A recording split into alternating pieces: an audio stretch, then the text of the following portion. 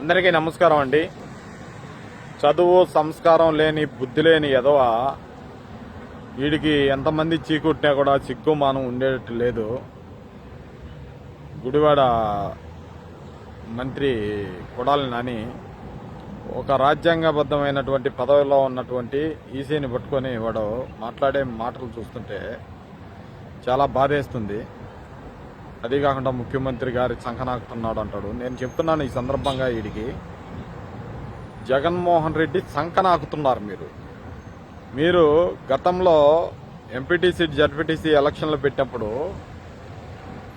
ఎంత దౌర్జన్యం, నామినేషన్లు కూడా వేయనీయకుండా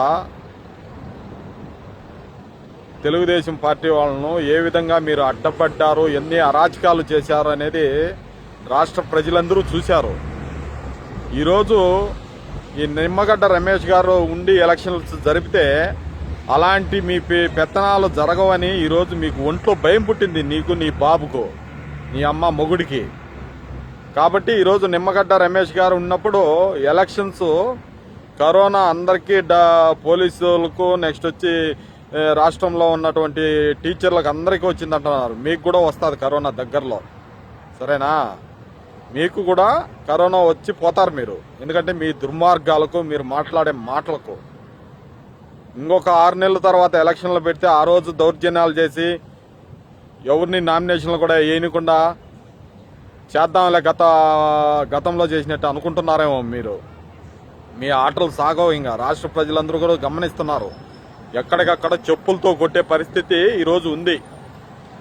జగన్ రెడ్డి గారిని రాష్ట్రంలో పరిపాలన ఎలా ఉందనేది ఒకసారి బయటకు వచ్చి చూడమని చెప్పు. మీ పేటీఎం బ్యాచ్ చేసే డబ్బా కొట్టుడుకు వాపు చూసి బలుపు అనుకుంటున్నాడేమో. గుత్త పగిలిపోయేట్టుగా తంతారు. ఇప్పుడు రాష్ట్రంలో పరిస్థితి ఆ విధంగా ఉంది. 17-18 నెలలుగా రాష్ట్రానికి చేసింది ఏంటి? మీరు భ్రష్టు పట్టించారు ఈరోజు రాష్ట్రాన్ని.